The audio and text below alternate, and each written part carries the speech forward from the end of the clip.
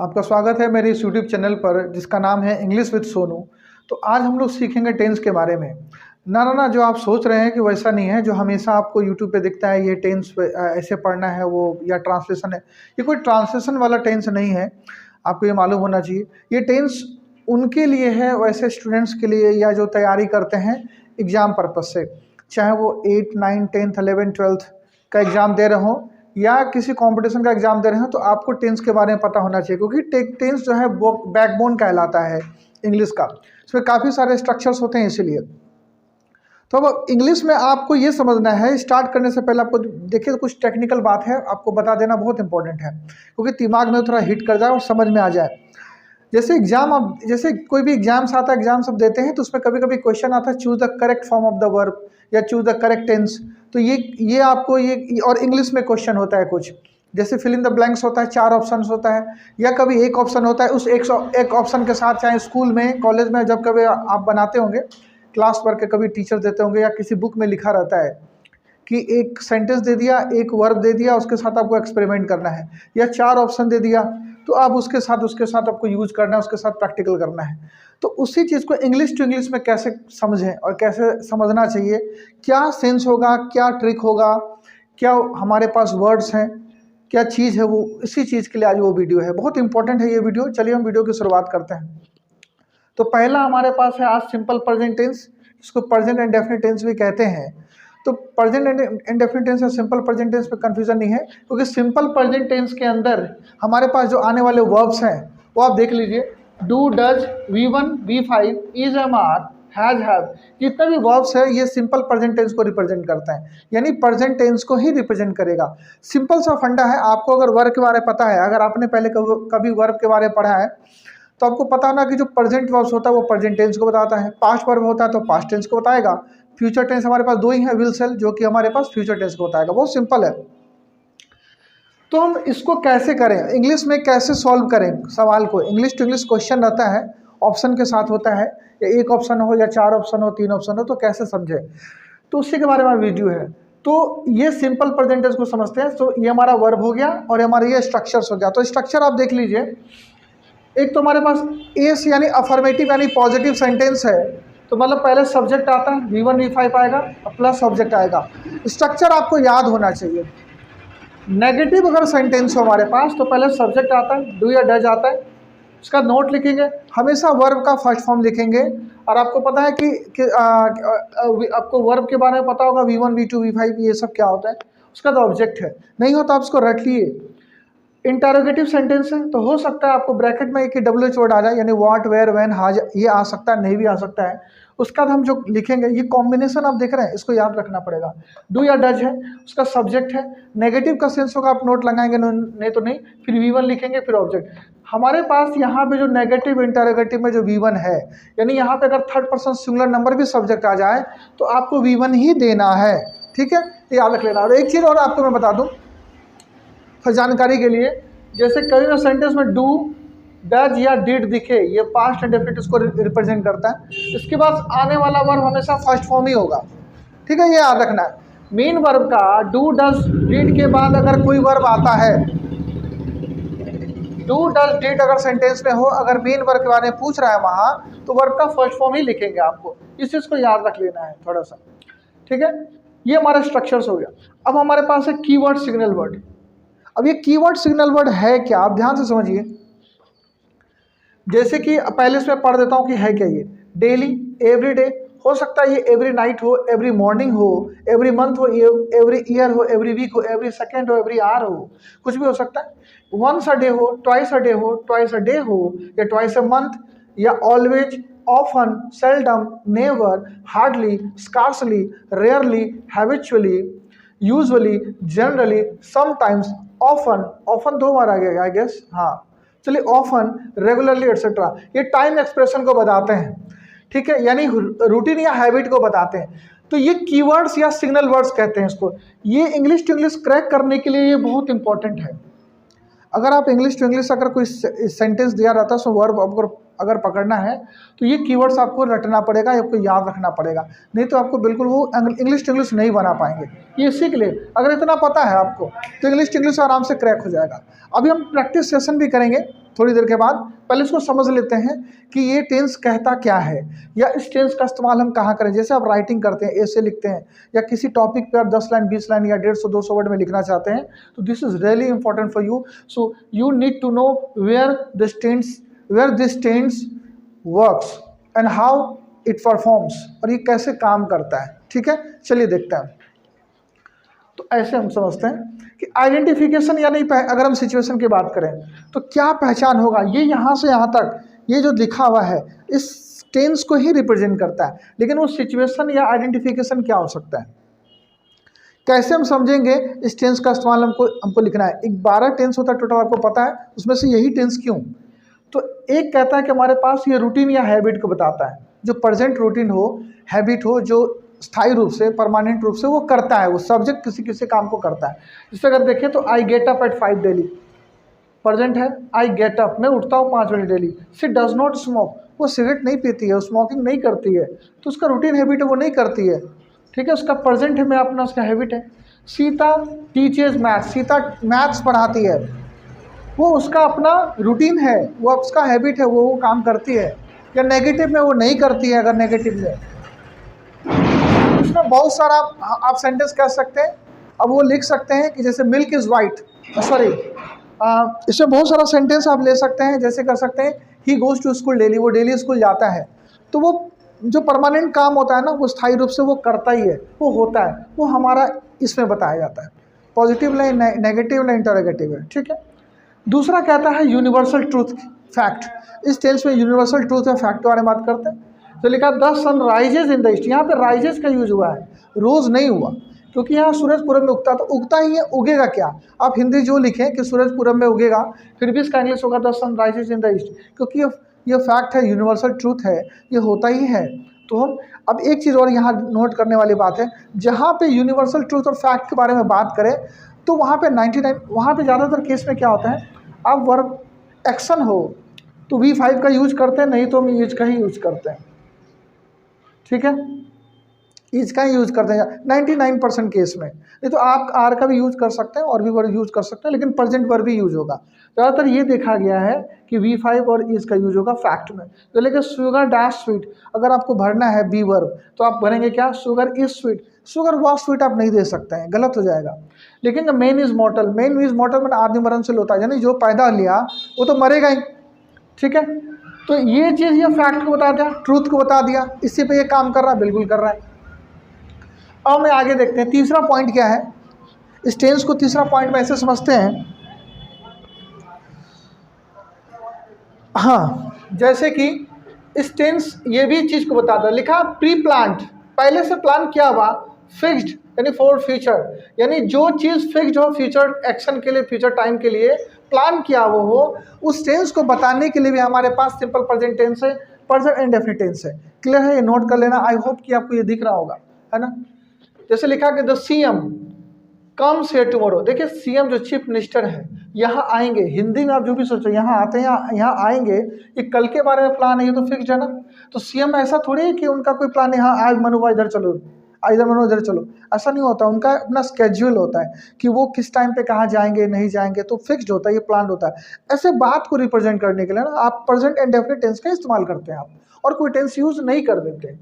देखा the college रीओपन्स, आप देख रहे हैं V5 है, यहाँ भी V5 है, रीओपन्स ऑन 10th जुलाई, कॉलेज जो है खुलता है दोबारा 10 जुलाई को। नहीं हो सकता वो समर वेकेशन हो, उसमें छुट्टी हो, दोबारा एक बार कॉलेज हुआ, चालू हुआ, बंद हुआ समर वेकेशन के लिए, और कोई भी वेकेशन के लिए छुट्टी हुआ, तो जब वो खुलता है हमेशा उनका टाइम फिक्स्ड है कि वो 10 जुलाई को ही आपका खुलेगा, इधर उधर नहीं।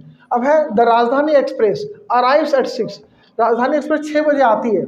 अब 6 बजे आती है तो ये उसका अपना क्या है, प्लान क्या हुआ, फिक्स्ड है टाइमिंग। तो आप ऐसे नहीं बोलेंगे 6 बजे, आप हिंदी में बोलते हैं ना कि राजधानी एक्सप्रेस कब आएगी भैया, तो राजधानी एक्सप्रेस 6 बजे आएगी। तो अगर हम अगर हिंदी में अगर बोलते हैं तो ऐसे ही बोल सकते हैं कि राजधानी एक्सप्रेस 6 बजे आएगी। लेकिन जब आप ग्रामर पढ़ते हैं और आपको ये क्वेश्चन आता है इंग्लिश में और ग्रामर बनाना होता है, तो आप विल अराइव नहीं यूज करेंगे, यहाँ पे आप अराइव से यूज करेंगे। ठीक है, इस बात का ध्यान रख लेना है। अभी आपको किस समझ में थोड़ा बहुत आ रहा होगा, नहीं आ रहा होगा, लेकिन आप ध्यान से सुनिए। आपके पास जब तक क्वेश्चन नहीं आएगा, मतलब प्रैक्टिस सेशन अभी नहीं आएगा और आपको नहीं बताया जाएगा ये कैसे क्रैक हो रहा है 4 ऑप्शन से, एक ऑप्शन से, एक ऑप्शन से और 4 ऑप्शन से, दोनों हम ये करेंगे, ठीक है, क्रैक करेंगे उस क्वेश्चन को, तो आपको बिल्कुल समझ में आने वाला है, ये गारंटेड है।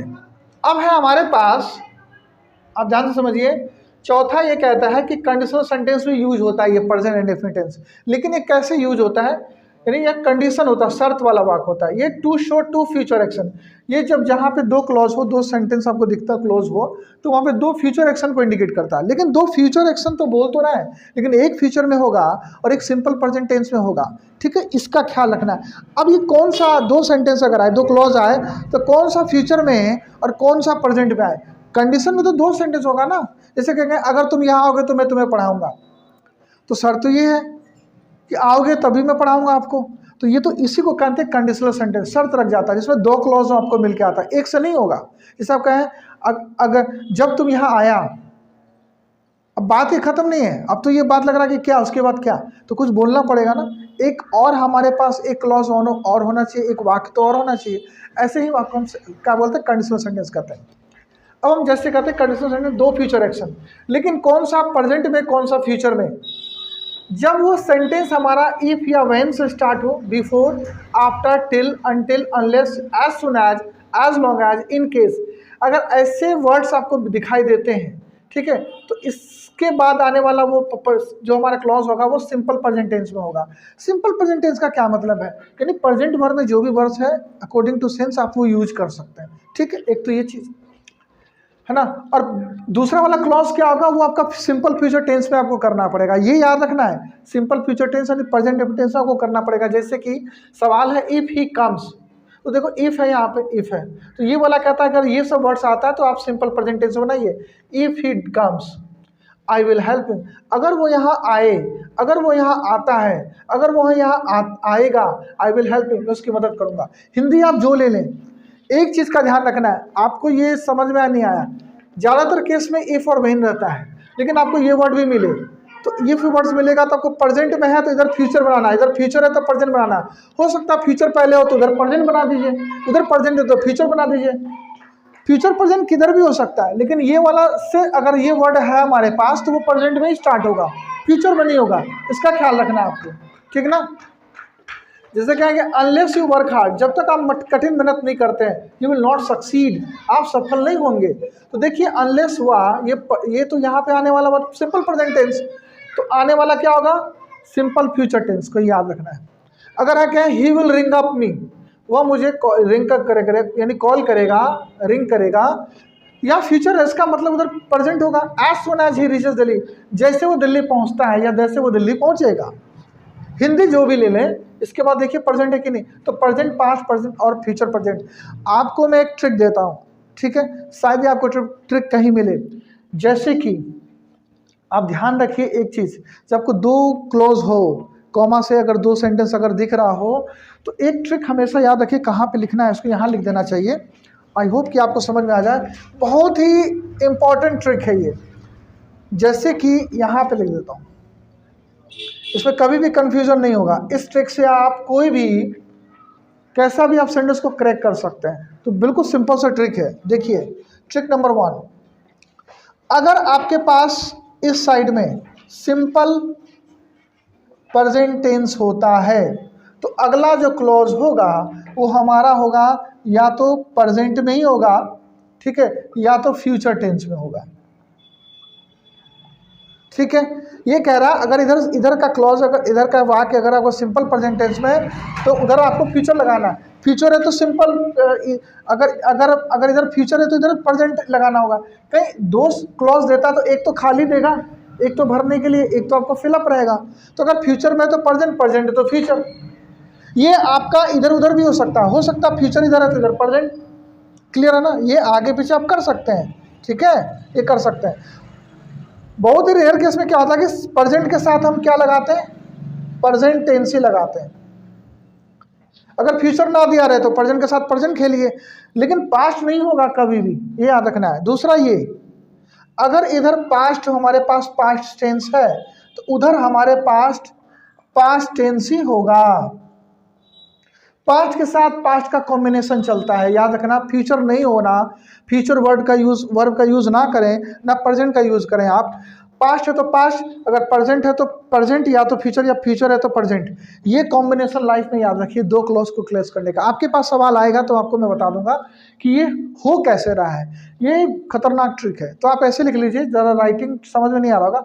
सिंपल प्रेजेंट टेंस कॉमा आप प्लस कर सकते हैं, सिंपल फ्यूचर टेंस या प्रेजेंट सिंपल प्रेजेंट टेंस। यार पास्ट वर्ब यानी पास्ट टेंस, उधर में भी पास्ट टेंस, तो ये पास्ट का कॉम्बिनेशन याद रखिए।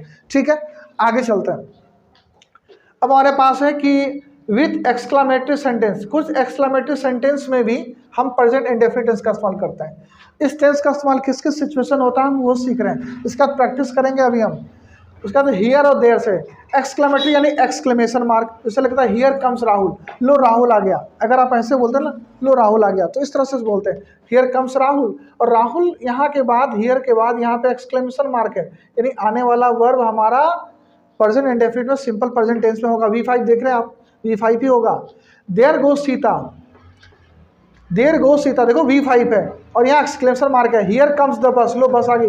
यहाँ पे क्या हुआ कि हियर कम्स द बस, लो बस आ गई, एक्सक्लेमेशन मार्क है, तो यहाँ पे V5 का यूज करेंगे। सिंपल प्रेजेंट टेंस का यूज करने वाले हैं और कोई टेंस का यूज नहीं करेंगे। तो ऐसे सिचुएशन में भी हम सिंपल प्रेजेंट टेंस का यूज कर रहे हैं। आप देख रहे हैं ये इंग्लिश टू इंग्लिश है। अगर टेंस पढ़ना है, ग्रामर पढ़ना है, तो इसी आपको फ्लो में पढ़ना पड़ेगा, इसी रिदम में पढ़ना पड़ेगा। वो ताहती है, जाता खाता वाला हिसाब किताब नहीं है इधर। वो अंग्रेज ये नहीं जान समझता है। आपको इंग्लिश टू इंग्लिश क्रैक करने के लिए, राइटिंग के लिए CBSE वाला बोर्ड हो, ICSE बोर्ड हो, बिहार बोर्ड हो, MP बोर्ड हो, कोई भी बोर्ड हो, आप देखिए इसी तरह से पढ़ा जाता है टेंस। ठीक ना, अगर आपने बुक देखा होगा तो आपने इस तरह से देखा होगा। अब देखिए टू शो पास्ट इंसिडेंट, जो घटना पास्ट में हो गई उसको बताने के लिए भी present and simple present tense का इस्तेमाल करते हैं। एक वाक्य है, Dhoni runs after the ball, catches it and throws it on the stumps. Dhoni ball के पीछे भागा, कैच पकड़ा और उसको स्टंप की तरफ फेंका। आप हिंदी ले लें, या तो कमेंट्री का भी आप सुनते होंगे, धोनी बॉल के पीछे भागते हुए, ठीक है, भागते हुए और बॉल पकड़ते हुए, और उसने फेंका स्टंप की ओर, और उसने स्टंप की ओर फेंकते हुए। इस तरह से आप सुनते होंगे कमेंट्री। तो यहाँ पे देखिए रन्स, कैचेस, थ्रोज, ये V5 है। तो V5 किसको इंडिकेट करता है? Simple present tense, present indefinite tense को तो रिप्रेजेंट करता है। क्लियर है ना, ये तो बात कह रहे हैं यहाँ पे। अच्छा, एक और है कि टू इंट्रोड्यूस कोटेशन। कोटेशन मतलब कि कोई अगर राइटर है, कोई पोएट है, वो कुछ अपने बात को कहते हैं, अपने कोट्स को कहते हैं, तो उसको भी प्रेजेंट सिंपल प्रेजेंट टेंस में ऐसे कभी कभी आपने देखा होगा, ऐसे करके इसको हटा लिया जाए। जैसे कि किड्स सेज, यानी जॉन किड्स, एक पोएट है हमारे पास John Keats. John Keats says, John Keats ने कहा, क्या कहा? A thing of beauty is a joy for ever. देखिए ये जो आपको ब्रैकेट में दिख रहा है ना, तो ये आपको क्वेश्चन मार्क के अंदर, ये देखिए ये प्रेजेंट, यहाँ पे प्रेजेंट है, और यहाँ जो लाइन कहा गया, हालांकि जॉन किड्स तो अब नहीं रहे, वो मर गए, लेकिन तो ये बात उन्होंने कहा होगा ना, कह दिया, लेकिन फिर भी यहाँ पे देख रहे हैं आप, says V5 present simple present tense से प्रेजेंट इंडेफिनिट टेंस का इस्तेमाल हुआ। तो ऐसे चीज़ में भी आप सिंपल प्रेजेंट टेंस का इस्तेमाल करते हैं। आई होप कि ये समझ में आया होगा ना कि कहाँ का इस्तेमाल होता है। ये तो मस्ट है कि रूटीन हैबिट को बताने वाला, यूनिवर्सल ट्रूथ को बताने वाला, और एक प्री प्लान्ड और फिक्स्ड को बताने वाला, ये 3 पॉइंट आपको जानना ही जानना। और ये वही कंडीशनल सेंटेंस, ये जो 4 हैं, हालांकि सारे इंपॉर्टेंट है, ऐसा नहीं कि कोई भी इंपॉर्टेंट नहीं है, ये सब आता है एग्जाम्स वगैरह में। तो किस तरह से सेंटेंस आपको देगा, सिचुएशन कैसे फंसाएगा आपको, तो उसका तो प्रैक्टिस कर ही लेंगे, लेकिन इसको समझ लीजिए कि कैसे कैसे करता है। जब तक आपका क्वेश्चन नहीं आएगा आपको समझ में नहीं आएगा। तो ये बताता है भाई इसका पहचान, आइडेंटिफिकेशन, सिचुएशन। ठीक ना, अब हम इस पे लेते हैं। और आपको ये भी पता होगा कि डू का इस्तेमाल किस सब्जेक्ट के साथ, डज के साथ, इतना पढ़ा होगा, तभी आप टेंस पे आ रहे हैं, तभी आप टेंस को देख रहे हैं और समझ रहे हैं। तो सब्जेक्ट बताने की जरूरत नहीं है आपको। चलिए अब हम इसका प्रैक्टिस करते हैं कि अब सवाल कैसा आएगा और कैसे इसको सॉल्व करना है। ठीक है, बड़ा शानदार ट्रिक है, समझ लीजिए उसका। कोई भी अंग्रेजी का हिंदी वर्ड मीनिंग याद रखने का जरूरत नहीं है। ठीक ना, चलिए हम उसको देखते हैं। तो चलिए अब हम प्रैक्टिस करते हैं, और आप देख सकते हैं कि ये प्रैक्टिस एक्सरसाइज है। यहाँ पर 1 2 3 4 5 6 7 8 9 10 क्वेश्चंस लिया गया है। किसी में 4 ऑप्शन है, किसी में 3 ऑप्शन है, किसी में 5 ऑप्शन है, किसी में 1 ऑप्शन है। अब इसको इसी तरह से एग्जाम्स में आता है, तो आप कैसे समझेंगे, इसको कैसे क्रैक करेंगे, ठीक है। तो इसको बनाने से पहले, ठीक है, आपको कुछ हिंट दे रहा हूँ मैं, उस हिंट से बिल्कुल क्रैक कर लेना है। आपको टेंस क्रैक करने के लिए आपको क्या क्या रिक्वायरमेंट होगा, क्या क्या चाहिए होगा, बहुत ही इंपॉर्टेंट है। इस वीडियो को स्किप मत कीजिएगा, बहुत ही इंपॉर्टेंट है। वो आपको फॉर्मूला में देने वालों, देखिए बड़ा आसान है। आपको अगर टेंस क्रैक करना है तो आप याद रखिए, ये चीज़ हमेशा याद रखिए। पहला, आपको उस पर्टिकुलर टेंस का, यानी आपने पूरा टेंस मान लीजिए पढ़ लिया, तो उस सारे टेंस का helping verb, main verb, keywords या सिग्नल वर्ड्स आपको याद होना चाहिए।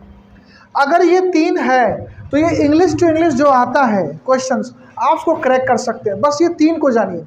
मैं इसी 3 के बिहाफ पर ये सारा क्रैक करने वाला हूँ, ठीक है। अब हिंदी नहीं आता है, हिंदी नहीं पता इसका क्या है, हिंदी करना क्या है, कुछ नहीं करना है, आपको समझना है कि ये कैसे हो रहा है। चलिए स्टार्ट करते हैं, इस तीनों को देखते हैं। तो सबसे पहला क्वेश्चन है, अगर हम लेते हैं, ही नेवर डैश अ लाई। आपके पास क्वेश्चन है, आपको बोला गया है choose the correct form of the verb, choose the correct tense. तो वर्ब भी तो पूछेगा, जैसे आपको बताया कि tense is equal to verb, verb is equal to tense. पूरा आपको टेंस ही वर्ब होता है, वर्ब के बारे में स्टडी करते हैं आप। इसको जैसे पहला सवाल है, he never dash a lie, और हमारे पास ऑप्शन है tell, tells, told, is telling. सबसे पहले देखना है, क्वेश्चन को पढ़ना है कि वो है क्या, ही नेवर टेल्स अ लाई। तो आपको क्या ढूंढना है, ये 3 हेल्पिंग और मेन वर्ब, कीवर्ड, क्या क्या दे रखा है उसी में से क्लू निकालना है, बस उसी से निकल जाएगा। तो आपको पता होना चाहिए सबसे पहले हेल्पिंग और मेन वर्ब। अच्छा, हेल्पिंग और मेन वर्ब तो है नहीं, कीवर्ड दे रखा है, यानी सिग्नल वर्ड दे रखा है। क्या दिख रहा है आपको, नेवर। नेवर तो आपने पढ़ा प्रेजेंट इंडेफिनिट टेंस में, सिंपल प्रेजेंट टेंस में कैसे, यहाँ पे कहीं नेवर दिखा था, यारा नेवर, यानी नेवर तो बताया हमारा प्रेजेंट टेंस, यानी सिंपल प्रेजेंट टेंस। आसान हो गया, ठीक है, टेंस आपको पकड़ में आ गया। इससे आपको क्या पता लगेगा, आप देखिए, पहले ये आप इसे टेंस जानते हैं, टेंस के बाद आप जानते हैं कि कौन सा सेंटेंस है। सेंटेंस मतलब पॉजिटिव है, नेगेटिव है कि इंटरोगेटिव है। उसके बाद आपको स्ट्रक्चर के अकॉर्डिंग, फॉर्मूला के अकॉर्डिंग आप उसको फ्रेम करते हैं। तो पहले आया he never tell a lie, helping और मेन वर्ब नहीं मिला, कीवर्ड मिला नेवर, और हमारा नेवर प्रेजेंट इंडेफिनिट टेंस को बताता है। ये टेंस तो पकड़ में आ गया। अब सेंटेंस कैसा, पॉजिटिव, नेगेटिव सेंटेंस है, तो ये नेवर हमारा काम कर रहा है, नहीं का, कभी नहीं का सेंस देता है। तो हमारे पास क्या लिखा, सब्जेक्ट, तो सब्जेक्ट हमारा दे रखा है यहाँ पे। सब्जेक्ट के बाद नेवर हमारा कीवर्ड आया। उसके बाद क्या मिसिंग है हमारे पास, तो नॉट एक्स्ट्रा तो है नहीं, ये नेगेटिव है, तो नेगेटिव सेंटेंस नॉट नहीं दे रखा है, उसको हटा देंगे। सब्जेक्ट है हमारे पास, सब्जेक्ट के बाद हमारे पास क्या आना चाहिए, वर्ब का फर्स्ट फॉर्म या फिफ्थ फॉर्म, ये दोनों इंडिकेट कर रहा है। अब बात है कि ही थर्ड पर्सन सिंगुलर नंबर है, तो ये तो V1 है, तो यहाँ तो V1 V5 दोनों कह रहा है, लेकिन हमारे पास ही के साथ तो V5 लगता है, इसलिए नहीं होगा, ठीक है। टेल्स तो V5, हाँ ये होगा। अब ये टोल्ड तो नहीं होगा, आपको पता है, क्योंकि V3 हम इसमें पढ़े नहीं, V3 इस टेलिंग में नहीं होगा। हालांकि ही के साथ इज लगता है, लेकिन ये तो हमारा ये कॉम्बिनेशन बताता है ना, प्रेजेंट सिंपल प्रेजेंट टेंस बताता है, ये तो बताता ही नहीं है, तो ये अब कैसे करेंगे, ठीक है, क्लियर ना। तो सही ऑप्शन क्या गया हमारे पास, ही नेवर टेल्स अ लाई, ये राइट ऑप्शन है इसके लिए। अगला देखते हैं, dash you go to school daily, ठीक है। अगर हम कहें dash you go to school daily, तो आपको वही चीज़ पढ़ना है, हेल्पिंग और मेन वर्ब, कीवर्ड क्या क्या दे रखा है। अच्छा, डेली भी दे रखा है, ये भी कीवर्ड है हमारा। अच्छा, और अच्छा मेन वर्ब में गो दे रखा है, वर्ब का फर्स्ट फॉर्म है। अब डेली पढ़े हैं, आपने पढ़ा है simple present tense, present indefinite tense में, ठीक है, तो टेंस तो पकड़ में आ गया, यहीं पर आ गया। और ऊपर से V1 तो हम प्रेजेंट इंडेफिनिट टेंस नहीं हमने पढ़ा है, V1, ठीक है, तो यही टेंस है, बाकी टेंस नहीं। अभी ये पहला ही टेंस है, तो थोड़ा बहुत आसान लगे आपको, लेकिन जब आप जैसे जैसे आगे बढ़ते जाएंगे थोड़ा सा कन्फ्यूजिंग होते जाएगा, लेकिन कन्फ्यूजिंग नहीं है, बस इसी ट्रिक से खेलना है और कहीं नहीं। आपको समझ में आएगा अगले वीडियो में कैसे हो रहा है, तो आपको ये मिल गया। लेकिन टेंस तो प्रेजेंट इंडेफिनिट, टेंस के बाद क्या, सेंटेंस। सेंटेंस हमारा कैसा है, इंटरोगेटिव। इंटरोगेटिव का आप देखेंगे स्ट्रक्चर के इसको पैटर्न में बनाएंगे। तो सबसे पहले कहता है WH वर्ड, यानी WH वर्ड, वो तो दिया ही नहीं है, उसको नहीं लगाना है। अब क्या, वो तो नहीं लगाना है। उसके बाद क्या कहता है, डू या डज। अच्छा, डू या डज लगाना है। सब्जेक्ट यू दे रखा है, नेगेटिव का सेंस नहीं है, कोई बात नहीं। उसका वर्ब का फर्स्ट फॉर्म दे रखा है गो, यहाँ पर उसका ऑब्जेक्टिव पार्ट, ठीक है, यही तो है। तो डू या डज सवाल ये है, तो भैया ये तो वर्ब है, तो हमारे साथ जो है यू कैसा वर्ब है, ये तो सेकंड पर्सन है, तो डू लगता है, डज लगता है। आपको पता है कि डू या डज, तो यहाँ पे तो हमारे पास तो हैव लगेगा नहीं, आर लगेगा नहीं, डन लगेगा नहीं। अब मतलब डज और डू में तो डज लगेगा नहीं, डू लगेगा। आप बना लिए डू, ठीक है, बन गया ये। अब है he does not dash him, क्या क्या दे रखा है ये तीनों चीज, helping verb, main verb, keyword. अच्छा कीवर्ड नहीं है, मीन वर्ब नहीं है, हेल्पिंग वर्ब डज। डज तो प्रेजेंट इंडेफिनिट टेंस में लगता है, और ये नेगेटिव टेंस पकड़ में आ गया, प्रेजेंट इंडेफिनिट टेंस। सेंटेंस है नेगेटिव क्योंकि नोट लगा हुआ है, ठीक है, नोट लगा हुआ है, नेगेटिव सेंटेंस। तो स्ट्रक्चर देखेंगे, पहले सब्जेक्ट, सब्जेक्ट दे रखा है, डू डज, अच्छा डज दे रखा है, नॉट, नॉट भी दे रखा है। क्या मिसिंग है, V1। अच्छा V1 ऑप्शन में क्या है, V1 टीच, अच्छा टीच ही V1 है, टीचेस V5 होगा नहीं, ये नहीं होगा, नन तो होगा नहीं, V5 नहीं देना है यहाँ पे। स्ट्रक्चर में जो है उसी के साथ एक्सपेरिमेंट करना, दूसरा नहीं। तो टीच यहाँ पे हमारा सही ऑप्शन है, ठीक है। तो ही डज नॉट टीच। अगला क्वेश्चन है why does he not come hair. देखिए क्या क्या दे रखा है, क्या यहाँ पर हमारे पास मिला कम, जो V1 है, बस हमारे पास तो यही है, और कुछ नहीं, ना हेल्पिंग वर्ब है ना कीवर्ड है। कोई बात नहीं, V1 हम पढ़े किस टेंस में, प्रेजेंट इंडेफिनिट टेंस में पढ़े, टेंस मालूम चल गया। आप क्या मालूम करना है, सेंटेंस। सेंटेंस हमारे पास इंटरोगेटिव है क्योंकि ये क्वेश्चन मार्क दिया हुआ है। तो सबसे पहला WH वर्ड, अच्छा WH वर्ड तो दे रखा है, डू या डज। अच्छा डू डज मिसिंग है, सब्जेक्ट, सब्जेक्ट ही दे रखा है, नॉट भी है, वर्ब का फर्स्ट फॉर्म भी है, ऑब्जेक्टिव पार्ट, ठीक। तो क्या मिसिंग रहा, डू या डज। अब डू डज जो भी वर्ब लगता है तो याद रखना है कि वो सब्जेक्ट के अकॉर्डिंग चलता है, ही के साथ। अब देखिए क्या फिट बैठ रहा है, do does, do does, do does, has नहीं होगा, हैव नहीं होगा, डू डज ढूंढना है। अच्छा डू डज तो मिला, लेकिन डू या डज आपको पता है, ही के साथ यहाँ क्या लगेगा, डज लगेगा, डू नहीं लगेगा, तो यहाँ does right option. Why does he not come here, आ गया, ठीक। अब अगला है पांचवा, if he dash me I will help him. ध्यान से समझिए, if he dash me I will help him. अब इसको समझने के लिए हमारे पास है क्या क्या, ये दो क्लॉज है इसके अंदर, ये खाली है, ये पूरा बना हुआ है। तो देखिए जो जिसमें जितना है आपके पास उसी में से आपको क्लू निकालना पड़ेगा। तो जहाँ खाली है उसको तो छोड़िए, उसको तो भरना ही है, उसमें क्लू नहीं मिलेगा। लेकिन जो बना हुआ ना वो क्लू देगा कि वो क्या कह रहा है। आई विल हेल्प हिम, यहाँ फ्यूचर टेंस है, विल लग गया, future simple, future indefinite tense है। तो आपको ये इससे पहले बताया गया था, इसमें अगर फ्यूचर टेंस हो तो कॉम्बिनेशन यहाँ पे आपको बताया गया था कि अगर फ्यूचर है तो वहाँ प्रेजेंट चलता है, प्रेजेंट के साथ फ्यूचर होता है, ठीक है। तो ये ध्यान रखना है। तो यहाँ पे हमारे पास प्रेजेंट चलेगा, तो प्रेजेंट में आने वाला वर्ब कौन कौन सा है, कॉल, ठीक है, कॉलिंग डायरेक्ट नहीं, कभी भी V4 V3 डायरेक्ट नहीं आता है, याद रखना, वो हेल्पिंग वर्ब लेके आएगा, ये भी नहीं, तो ये भी नहीं, ये भी नहीं बचा, ये कॉल की कॉल्स। तो ही के साथ तो V5 चलता है ना, ये पॉजिटिव सेंटेंस है, तो यहाँ कॉल्स लेगा, if he calls me I will help me, ये करेक्ट कॉम्बिनेशन है, clear. C dash not you dash, C dash not dash you if you do not come here. अब यहाँ पर यहाँ खाली है, बना हुआ, जो बना हुआ है उसी में देखेंगे क्या क्या क्लू है, क्लू ढूंढते हैं। तो क्लू यही हमारे पास है ना, ये निकालना है। डू, अच्छा do helping verb, come V1, तो डू नॉट, डज नॉट, ये तो पढ़े हैं। V1 तो present indefinite tense, negative sentence, ठीक है। तो प्रेजेंट अगर है तो प्रेजेंट के साथ क्या चलता है, फ्यूचर, फ्यूचर के साथ प्रेजेंट, ये कॉम्बिनेशन याद रखना है। तो यहाँ बनाना पड़ेगा। अच्छा यहाँ पे एक ही दिया हुआ है, चार ऑप्शन नहीं है, कोई बात नहीं, चार नहीं है तो कोई बात नहीं है, लेकिन सेंस तो वही है ना, फ्यूचर वाला। तो अगर हमें करें तो सब्जेक्ट दे रखा है, सब्जेक्ट का क्या लगेगा फ्यूचर में, तो विल लगा देंगे, नॉट तो है ही। अब आपको पता किसी भी फ्यूचर वर्ग के बाद विल से लगा तो हमेशा V1 लगाते हैं, ठीक ना, किसी भी मॉडल हेल्पिंग वर्ग के बाद, तो टीच का टीच ही रह जाएगा। She will not teach you if you do not come hair, future है तो प्रेजेंट, प्रेजेंट है तो फ्यूचर, जैसा कि यहाँ पे बनाया हुआ है फ्यूचर, तो यहाँ बता दिए प्रेजेंट, यहाँ प्रेजेंट है तो यहाँ फ्यूचर बनाते हैं। The prime minister dash tomorrow, अच्छा the prime minister dash tomorrow, ये कैसे हो गया। अब हम करेंगे कि क्या क्या दे रखा है, टुमारो, ये तो फ्यूचर को बताया, लेकिन यहाँ पे will come, come, comes none, ये आपको पता है, ये तो फिक्स्ड और प्री प्लान चीज़ को बता रहा है। प्रधानमंत्री कल और आने के सेंस में दे रहा है, तो आपको लगेगा कि यहाँ विल कम होना चाहिए, लेकिन विल कम नहीं होगा। ऐसा क्यों, क्योंकि जो चीज़ प्री प्लान और फिक्स्ड हो उसको हम सिंपल प्रेजेंट यानी फ्यूचर, प्रेजेंट इंडेफिनिट टेंस में बनाते हैं, ये नहीं होगा हमारे पास, ठीक ना। तो अब नन भी तो नहीं होगा, कम या कम्स में आएगा, क्योंकि पॉजिटिव सेंटेंस है, सब्जेक्ट दे रखा है द प्राइम मिनिस्टर, तो कम की कम, थर्ड पर्सन सिंगुलर नंबर है तो कम से लगेगा। The prime minister comes tomorrow, prime minister कल आएंगे, या कल, हाँ कल आएंगे, हिंदी में जो भी कहें, कम नहीं, ये तो होगा ही नहीं, कभी भूल से ये ना लगा दें टुमारो में, क्योंकि ये फिक्स्ड है, प्री प्लान्ड है। आप बोलेंगे अब सर कैसे पता लगेगा? भाई बड़े लोग हैं, बाकी चीज़ें को पता लग जाता है। Practice makes a man perfect, practice से आएगा, एक्सपीरियंस से आएगा।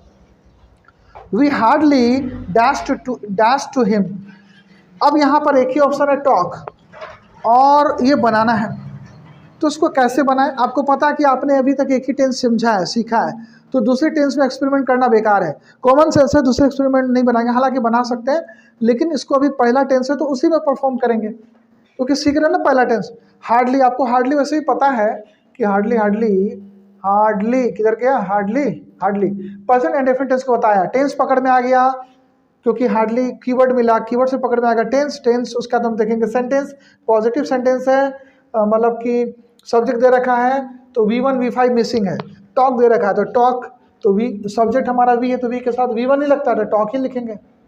तो we hardly talk to him, हम लोग शायद ही उससे कभी बात करते हैं, इसका हिंदी हो गया।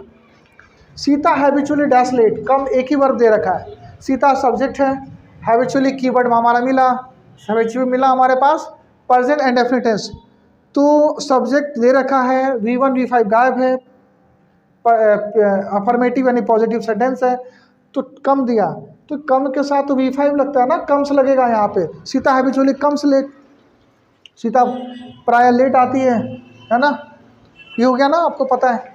How does they not dash here, come दे रखा है, अच्छा क्वेश्चन मार्क, क्योंकि हाउ से question word, WH word do does come, क्या क्या दिखाई दे रहा है यहाँ पे? कुछ भी ना हेल्पिंग वर्ब, ना मेन वर्ड, ना की, ना तो आपका कीवर्ड, ये तीनों ही नहीं है। ऐसे हालात में क्या करेंगे? ऐसे हालात में आपको सिचुएशन सेंस पकड़ना होगा कि कैसे हो रहा है। जैसे लिखेंगे कि how dash they not dash here, WH word do या डज, अच्छा दे रखा तो दे के साथ तो डू लगेगा, ये अपने मन से लगाना है, दे नहीं रखा है, लेकिन आपको तो ये इंटरोगेटिव बनाने के लिए तो परफॉर्म्स करना पड़ेगा ना इस तरह से। तो सब्जेक्ट आपको दे रखा है, नोट आपको दे रखा है, V1 गायब है, तो कम का V1 तो कम ही होता है। क्या इसको दूसरे टेंस में बना सकते थे? अभी तो नहीं, क्योंकि जो टेंस सीख रहे हैं हम उसी में खेलेंगे, दूसरे टेंस में खेलने का मतलब नहीं है, क्योंकि आपको भी दूसरा टेंस नहीं आ रहा है।